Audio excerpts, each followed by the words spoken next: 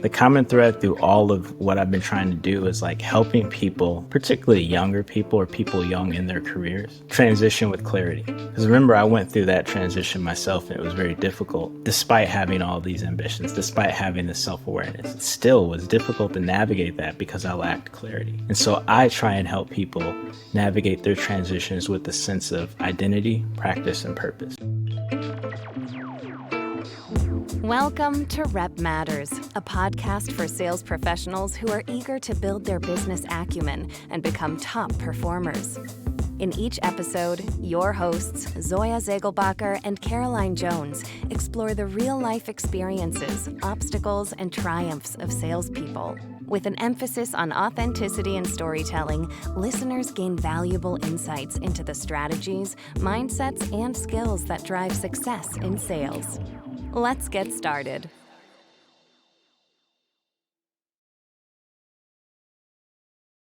Hello and welcome to another episode of Rep Matters. I'm Zoya. And I'm Caroline.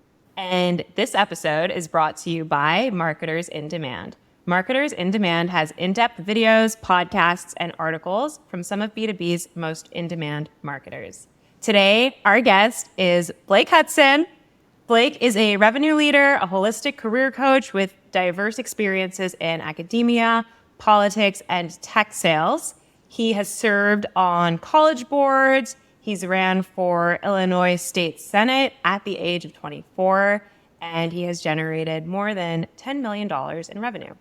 Recently, Blake launched Story Selling, the interview course, which is designed to help you craft a compelling story and sell yourself convincingly and confidently, acing your interviews. So please join us from LA, welcoming Blake Hudson. We're so happy to have you on today, Blake. Yeah, thank you so much for having me. I've really been looking forward to this for days, weeks even. Zoya and I have talked about this too, so it's a long, long time coming. Totally. I love that. It's my first time getting to meet you, so I'll kick us off. Blake, I've seen you say that your story started with $1 and an interview. So can you tell us your story? Yeah, I might look like, LinkedIn influencer, everything's going great, but once upon a time I was struggling, struggling. And down to $1 and a dream. Shout out to J. Cole.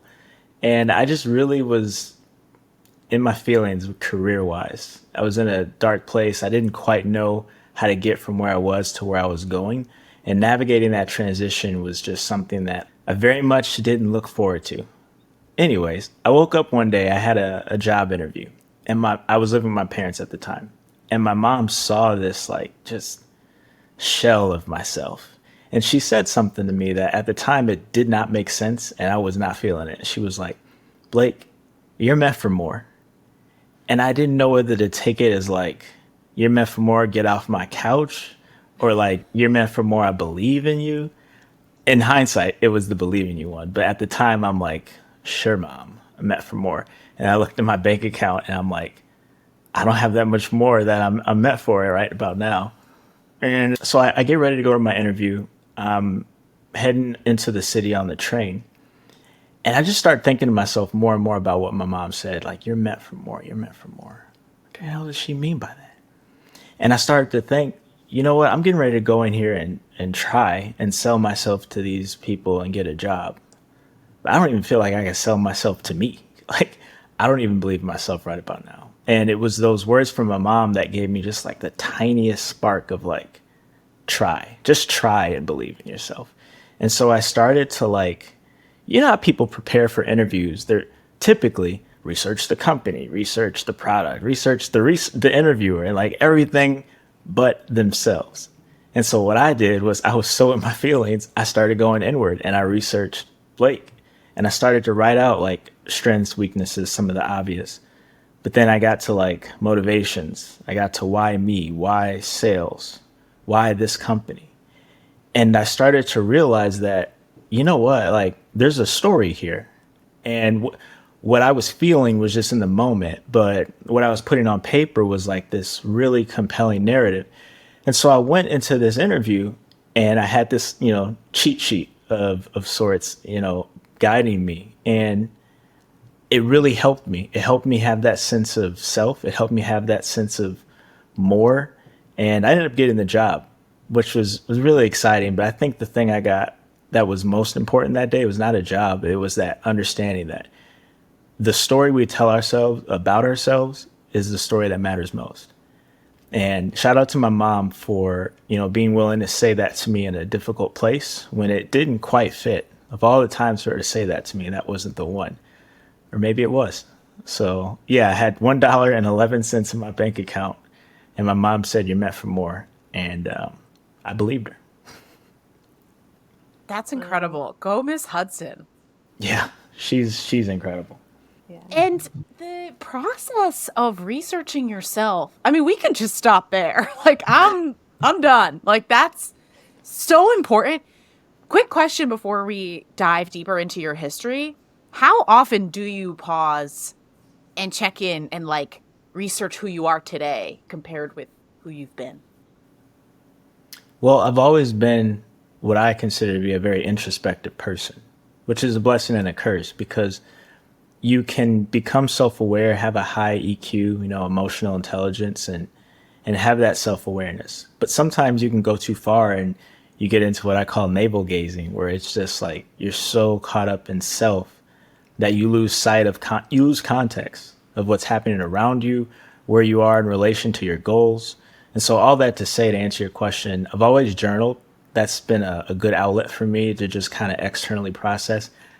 Funny enough, I don't go back and read my journals often, but just the process of going through it. Just last night, I was writing in it, and I had two questions for myself, and I'm getting vulnerable. But like one of the questions was, why aren't you doing the things you dream of, right? And it was just kind of like a punch in the face question, but also like an invitation to actually share with myself what some of those vulnerabilities were and how I could go about addressing them. If it's fear, that's fine. How do we fix it? And the other question I think was, I don't know, if it comes to mind, I'll mention it. But basically, those are the sorts of ways that I try and externally process what's going on and become more self-aware without falling too far into that self-focused, lacking context.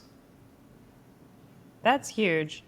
I think so many people are afraid to ask those questions because they don't want to admit some of the feelings, right? Like when you ask yourself, why haven't I, or what's stopping me? Sometimes we don't like the answers, or sometimes the answer is something that we can change. And then now that we know that, we have the responsibility to change it, or, something like that. I love that you asked those questions. I also am a big fan of journaling. I'm a big fan of walking also. I've gotten into like walking meditation Same. recently. Same. Yeah, I love it. I used to be a runner, and now I'm like, what was I doing? Like, I have 30 minutes.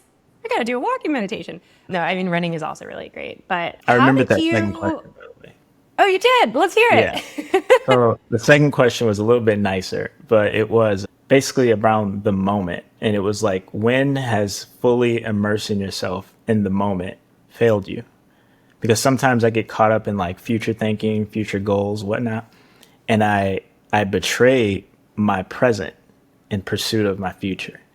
And that's a really difficult place to be in because now you're getting pulled in two different directions. You don't really feel settled in either. And so I just started to think through, like, when was the time where I really gave something my all and it just didn't seem to work? And I thought of some, examples, but for the most part, it's never really failed me. Like I always have gained something. And so it was just an encouragement to myself that like, even though I might not be exactly where I want, right, I'm exactly where I need to be. And I can fully immerse myself in this. And when I look back a year, 3, 5 years from now, I will have appreciated the fact that I did that. Yeah. The power of the present. Were you always like that? Or was that like connected to your mom's seeds of wisdom? Or did you have a moment that like pushed you to do that? Or do you think because you've always been introspective, it's something you've done and then it just became something you consciously did? I think, and this might sound a little braggadocious, but I gave my first speech when I was 5 years old. And it was in my church. And at the time, I thought it was going to be a cool thing. And then I showed up and everyone was at church that Sunday. And I'm like, oh, this is a terrible idea. And like I went up and I had my mom come with me because I thought, right, if I'm going to be embarrassed and they're going to throw tomatoes at me, like you're getting hit too. That's where I was at. But I remember giving the speech like the way I had practiced, and like the final line, seeing people like leap out of their seats and just understanding that like there was power in voice, there was power in words. And that coupled with just this sense of civic duty, even at a young age, this sense of like giving back, this sense of giving and pouring into something bigger than yourself. Like the braggadocious part was that I felt like a responsibility of greatness. Like I didn't want to be normal or average. And so as a young person, I researched me. I tried to find out who Blake was and how I could maximize my opportunity to mean the most for the most. That's a question I came up with in high school, but I was living that question out long before high school. And I've continued to live it out now, which is like, how do I take my talents, my giftings, and serve people with them? So I think that's where it comes from, just that sense of self, and my parents and grandparents encouraging me and always putting me in this position to be of service to others. What were you speaking about at church? Well, when you're 5, you don't know that much. So I talked about a spiritual report card because that was about the extent of my day-to-day at a Fast 5. That's really awesome. Yeah. That's deep. Pretty cool That's speech very deep. in hindsight. But yeah, some people are getting a D in spiritual report cards, and some people are getting an A, right? It's like the things you think are giving you an A, maybe not be the things that they are. So anyway, I don't want to rehash, a speech from 26 years ago, 7 years ago. I had to do some quick math there. So yeah, you have been doing bold things for a really long time, and you felt this calling to do it. I would love, before we get into the sales and those sorts of details, I would love to hear how you got into the Senate race. First of all, I was a weird 24-year-old. Clearly, that much is evident. When I was in high school, I really struggled. I was not a great student, and in hindsight, I think that was due to some neurodivergence, a little bit of ADHD that was undiagnosed, and just really struggling to find my place. I also got moved up a grade. I was a pretty impressive 5-year-old, right? So my grandma thought it'd be a great idea to have me skip kindergarten. So that was just something that continued to follow me my whole academic career. Anyway, I struggled in high Your report school. card was too high, Blake. Yeah. You wish I you was got a too lower smart. spiritual report card I there. dumbed it down. In hindsight, I should have. But the disappointing thing about getting moved up a grade, I never learned how to cut circles. It wasn't until like college that I really like you got to tilt angle the little things, it's the little things. But no, getting back to the question, American government was a class that really stood out to me, and I was able to like do the mock election, and I was the speaker for my group, and we won.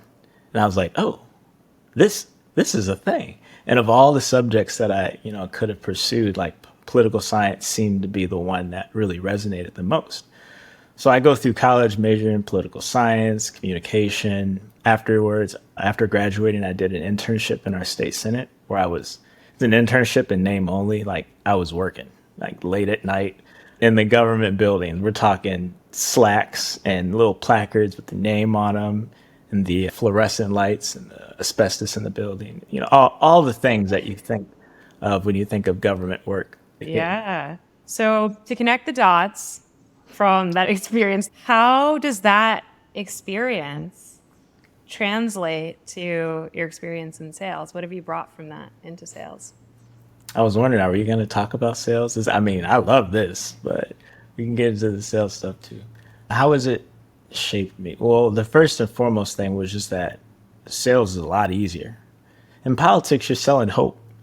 You're selling an idea. You're selling like, vote for me, and when I get elected, I will. But there's no substance there. There's not a tangible product, except maybe a handshake and a smile. But in tech sales, like I actually have a solution for you. Like I've identified a problem. Here's a thing that can fix your problem now. And so cold calls and like all that stuff was pretty easy because in politics, like I'm cold calling people, trying to get them out to vote. I remember one time I'm in the Chicagoland area, so I'm in Chicago politics, and we're calling people a week before the 2016 election. Well, it just so happened that Chicago Cubs were in the World Series. So people were busy, doing something. And that something was watching the World Series. And so I'm calling them and they're like, don't you understand? I'm watching the game. I'm like, I'm watching it too. I gotta make these calls. I gotta. So you put that and juxtapose it with, cold calling some ICP 50 times a day. I'm like, I'm supposed to call them. I know what their problem is. They're expecting me to be, oh, come on. This is easy. It was not easy. Newsflash, but it was a lot more digestible for me, a lot easier to do in the sense of like, I just felt more confident calling with that sort of substance. Yeah, I've heard Makes you sense. on the Mailshake podcast. You were like, "That's just the easiest thing I've ever sold." Like, this is why I love talking to people who've done some other kind of sales, like Cutco, insurance, like the people who've gone door to door. One, selling yourself, or two, literally like entering people's homes, kind of puts a cold call in the B2B world in perspective. So Blake, I was going to say, with so many interests, so much potential, how do you think about your professional development? What values inform your career decisions? Well, the through line between all these different roles in my career, we haven't really gotten to or we didn't touch too much on academia and what I was doing there, but like the common thread through all of what I've been trying to do is like helping people, particularly younger people or people young in their careers, transition with clarity. Because remember, I went through that transition myself and it was very difficult. Despite having all these ambitions, despite having this self-awareness, it still was difficult to navigate that because I lacked clarity.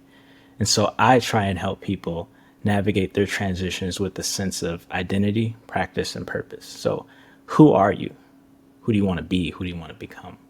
Practice is, what are you doing? What's your craft, right? What are the things that you have to do, the skills to develop to get where you want to? And lastly, purpose. What's the point? What's the motivation? What's the thing that keeps you going on difficult days?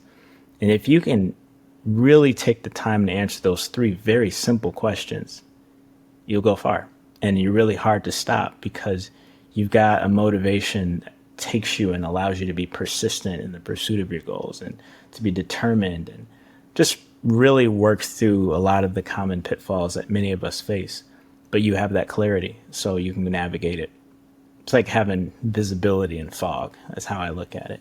One of your values, I think, too, that I've heard you speak about is one, confidence, and two, like choosing it and figuring out what's in my control. What can I choose today? Can you tell us a little more about your relationship with confidence? Yeah. So first of all, foremost, confidence is a choice. I don't think that it's something that is uniquely, inherently tied to your competence. If that were the case, no one would ever pioneer anything. Right? If we needed competence to have confidence, though, that doesn't work. Sure, you can have more confidence from that, but ultimately it's a choice that you can make. And it's a choice that I encourage people to make daily. I know that I have to, and I don't. Sometimes I don't choose confidence today, but I try and keep that mantra top of mind and encourage other people to think about it too. I think the second part of your question was just why confidence, right? Well, I've been on the other end of that. I've been in positions in my life where I lacked that confidence and I just wasn't helping. I wasn't helping myself. I wasn't helping anybody else. And so this lack of confidence was just something that I didn't see any value in. Like, worst case scenario, I try and do something and mess up. Like, and this was for me, right? This isn't necessarily for anyone else, but like, I made it from the hood to where I am now. So worst case scenario, I go back there. I know how to make it from there to here, so I can do that again. So for me, it's like choosing confidence is being willing to take those risks. It's being willing to be vulnerable. It's being willing to fail, right? But it's the pursuit of those things that shapes your character. that shapes the way that you go about your goals and accomplishing them.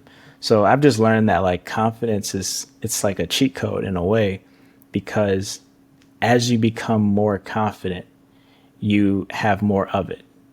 It's a paradox in that way. So I would just encourage people to make small choices of confidence throughout their day. I love that. I need a little like Blake Hudson every morning with my coffee. Like, what is going on right now? We had talked about, Zoya and I previously, about asking you about risk. Is there any process that you go through to determine your tolerance for risk when you make a change in your career? Is there anything that's just too risky that you could think of in the past? I try not to let anything be an extreme, right? So that like this is too risky. Well, if I say something like that, I've given that thing an infinite amount of power over me.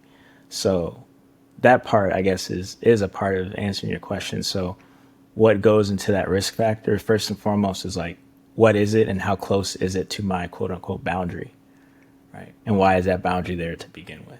Again, going back to the vulnerability piece, I want to thank Brene Brown for her work, because it's shown me that like as I push and get to the edge of my vulnerability, I'm actually growing stronger.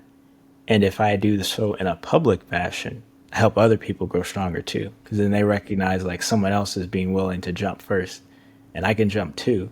And now we're both in this place of vulnerability, which leads a lot of time to authenticity, which is a big part of my brand. And anyone that follows my content, they'll see that like those are just two things that I'm about. And if you don't like it, or if someone's going to mock me for it, like that's cool. I think it says more about them than me. But yeah, when it comes to risk, I think ultimately that's what's it. That is the thing that keeps me going, is like, what are the boundaries? Why do they exist? And how can I lean in to the vulnerability and the authenticity it takes to pursue things that might be risky? Wow. So a theme that I'm picking up on is you challenge everything pretty much. Like we opened with, you like to question yourself, question why you haven't done certain things, what's stopping you. And even like in this case, right? Like, is anything too risky? Your question, like, what is risk? How do I measure it? What's the, like, I can see why you're a good salesperson, right? Like, it seems like that's like a core part of some of your personality, right? To ask those questions, not just to your prospects, right? To yourself about concepts. I think that's really cool. One thing I really believe in truly is the power of questions. And I'm a firm believer that the quality of answers you receive in life is in direct proportion to the quality of question you ask.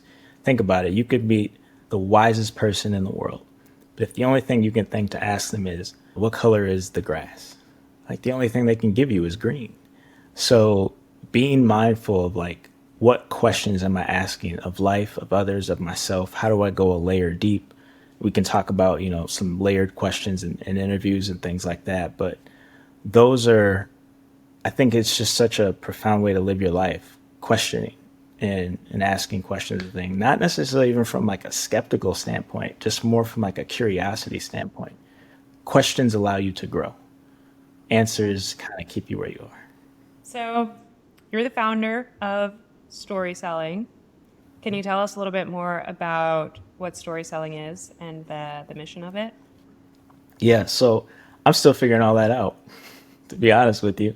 I've definitely, and so this is like for anyone that thinks like, oh, Blake's got to get it. Blake, is he perfect? What is with this dude? Like, he's not. First of all, just ask my girlfriend. She'll fill you in. But story selling for me is just a concept that like was born out of that moment on the train of like, what is the story I'm selling myself? And so as I started to navigate my way through this sales career, I started to notice that the people who won and got ahead were really great at using narrative to sell, whether that be themselves, it be a product, or anything else. And so I thought to put those two words together and like try and teach people some frameworks to use that in a variety of contexts. And so story selling, or like Story Selling University, which is what I, calling like community aspect of it, is something that's still very much in its genesis, but it's rooted in this idea that like your story matters.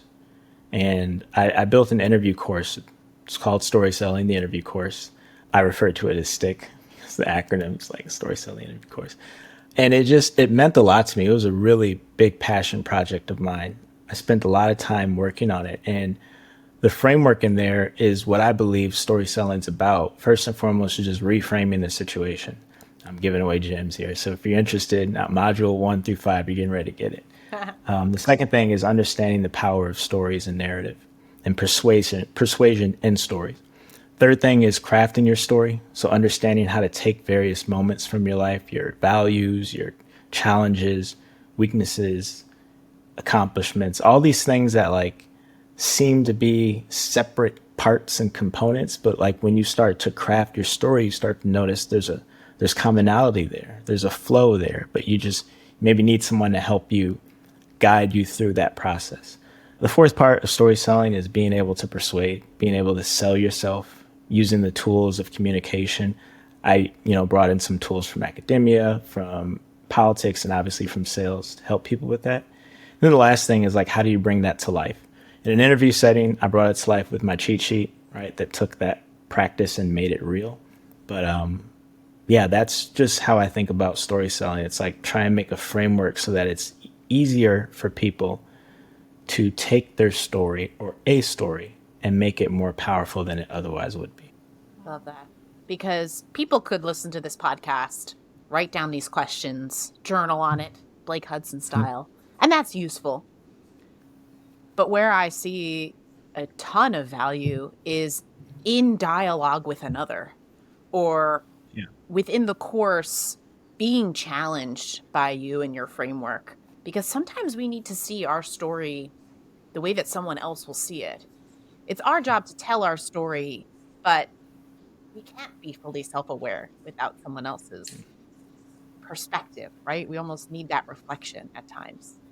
It's exactly what it is, reflection. I think one of the things that makes me a great leader, I'm willing to say that, a great people leader, and As you just should. someone who's You a are good that. coach, is I try and hold up a mirror for people and show them not only who they are, but who they could be.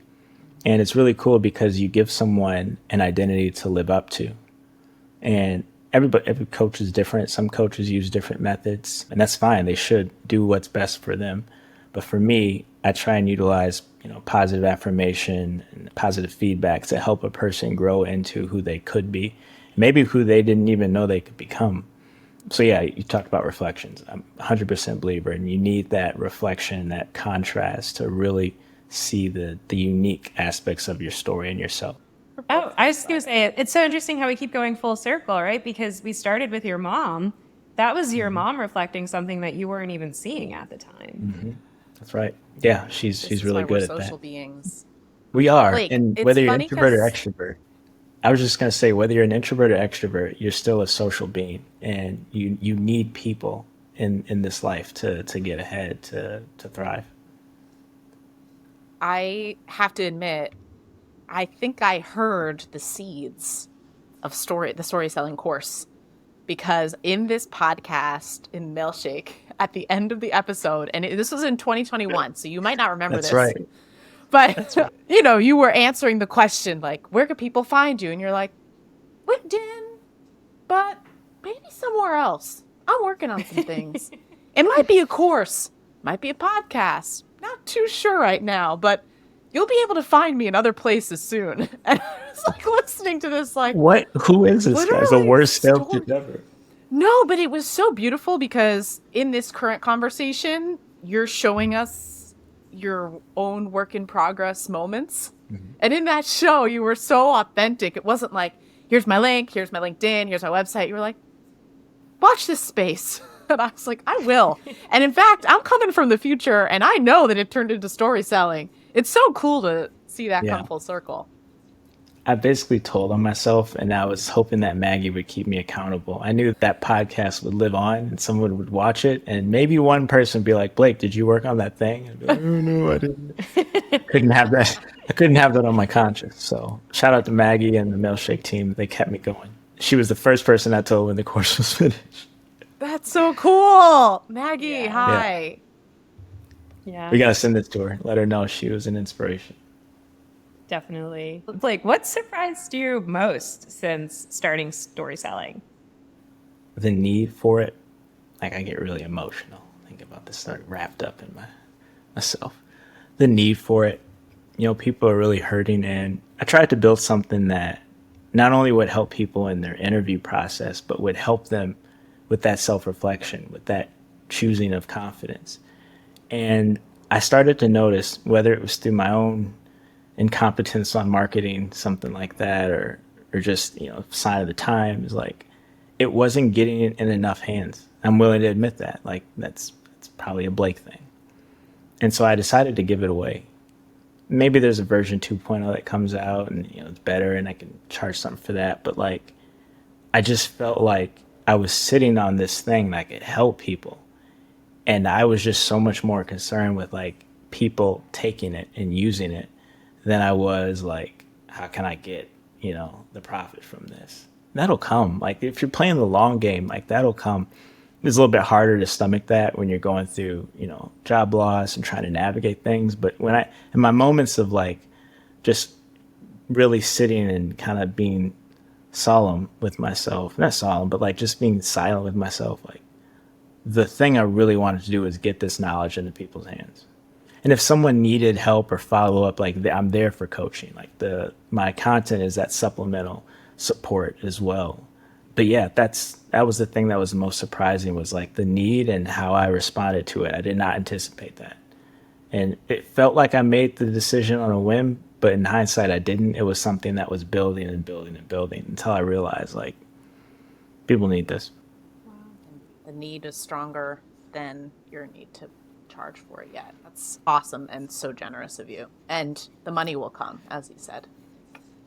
Yeah, and I mean, that was never the point of it anyway. Like, you go back to that conversation with Maggie. It wasn't like I was saying, I'm working on this thing because I got a goal of $50,000 to hit. Like, no, I'm working on this thing because I've learned this thing. I've given this thing. And as a manager, as a sales manager, I interviewed 300 people last year, at least 250.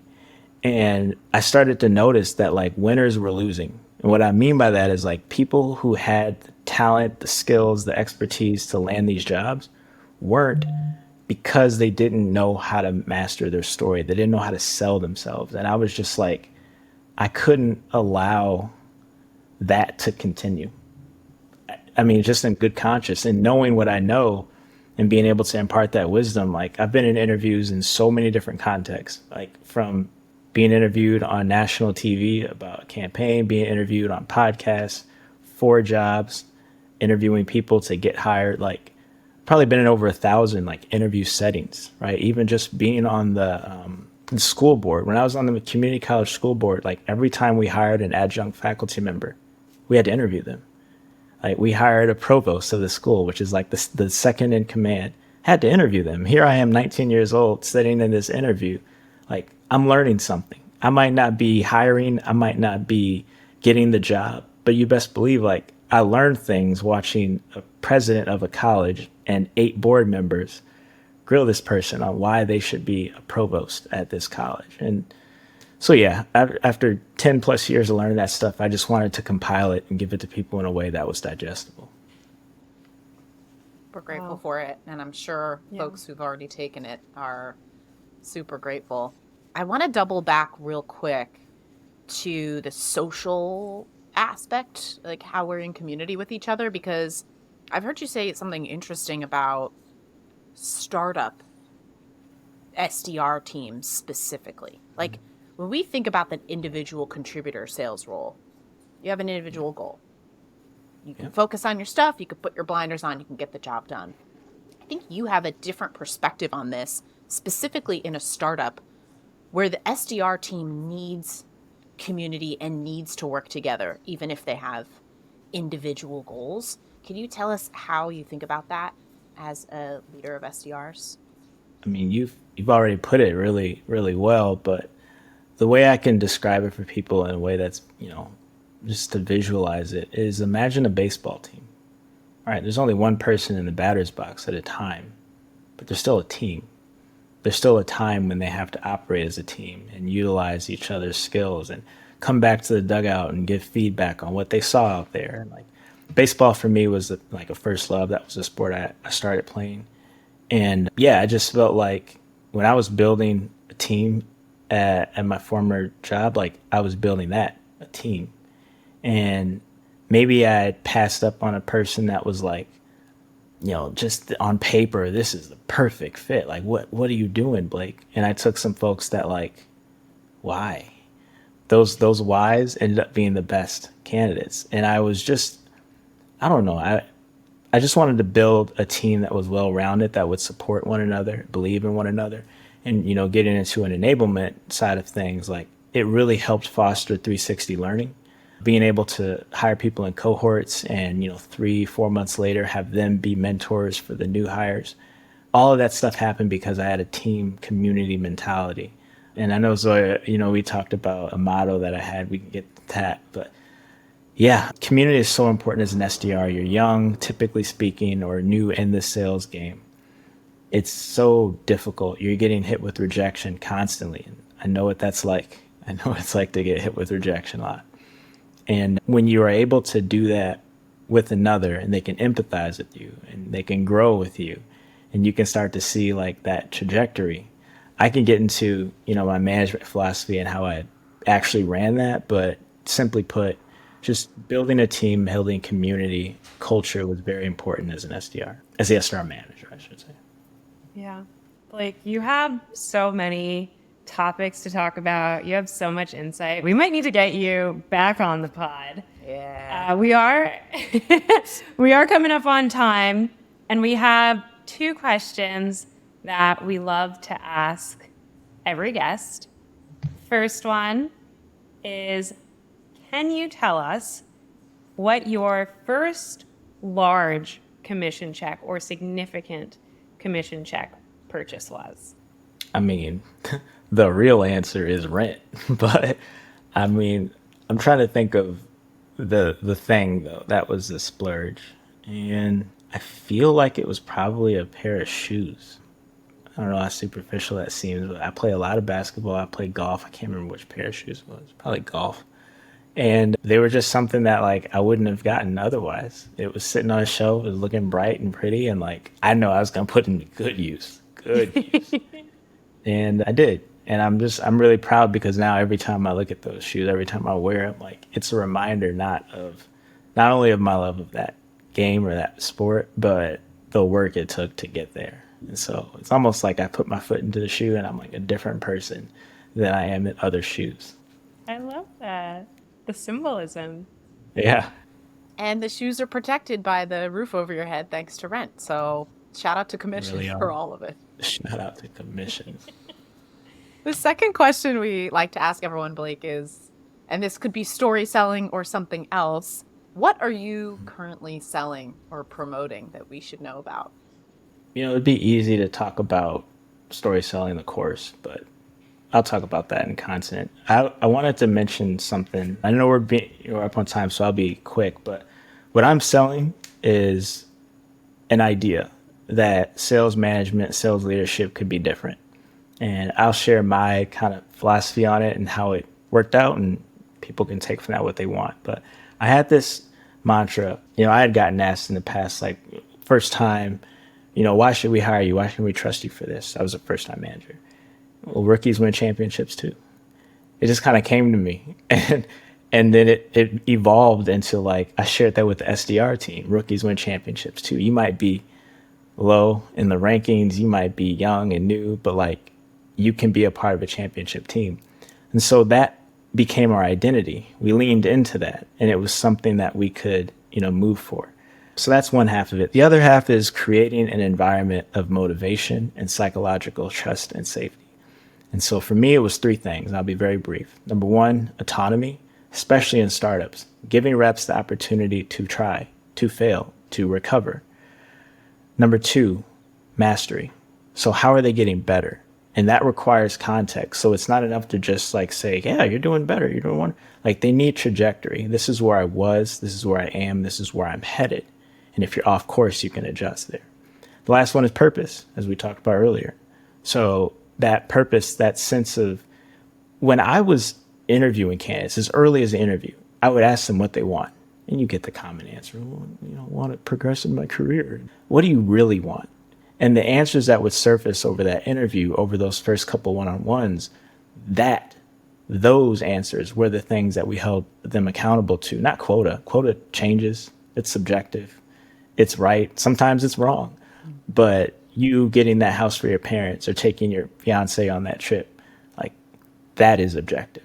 And that is the thing that you can hold each other accountable to. So yeah, what am I selling? Better SDR leadership. And I hope that someone out there hears this and thinks maybe there is a better way to do this.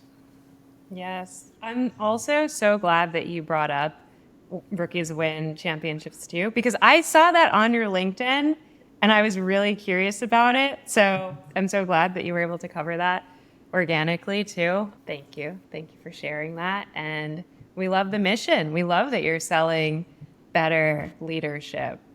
Yeah. It's made a We're difference for buying me. it. I've had, yeah. We're I buying got two. I got two purchasers. I've been on both ends of the spectrum. Terrible leadership, great leadership. It makes a difference. People don't leave bad jobs. They leave bad managers. Yeah. So don't be a bad one. Be a great one. Yeah. Well, Blake, thank you so much. You are a beautiful soul. You are dropping so many nuggets every day. Thank you for gold nuggets. Gold nuggets. I don't know why so many nuggets are clearly gold, but gold nuggets specifically. And I wanted to ask before we go, like, give us the plugs, give us the deets. Where can we find you? Where can our listeners connect, learn from you more beyond this podcast? The links, the URLs. Let me make sure that the website works. I'm checking links right now. Yeah, you can go to storytellinguniversity.com. I got some stuff on there. Like, if you want to learn more about the course, great. If you want to get some coaching with me, great. I'm still building it out, so apologies in advance if you click on a link and it takes you to some, like, this page is broken, like, forgive me. But yeah, you can go to storytellinguniversity.com and we'll see what it becomes. I'm not going to be all like, this is the perfect polished thing. And, I have this burgeoning community of 1,000 people. Yeah. Building in public. Awesome. And Blake Hudson on LinkedIn, right? Yeah. I mean, honestly, that's the main thing. But I should probably pop up more places. I should do like a YouTube channel or something. I gotta diversify. Speak it into existence. Yeah, he puts his new business ideas hidden at the end of podcasts, and then people can go find them. It's not on purpose. But you hold me accountable now. I am sure. Yeah. You're visualizing. We will check back in. Caroline and I do this all the time. Like, the way that this podcast started is because we used to have one-on-one calls and visualize with each other and support each other. And then we thought, why don't we make a podcast where we do this with other people and bring in thought leaders who can share their knowledge on tech sales. So you're speaking to the right audience, Blake. We love to hear the visualization.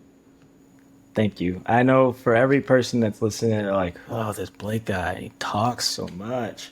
There's someone else out there that's like, man, I really could use this. I really need this. And so it's incumbent upon me, being that self-aware person that holds myself accountable.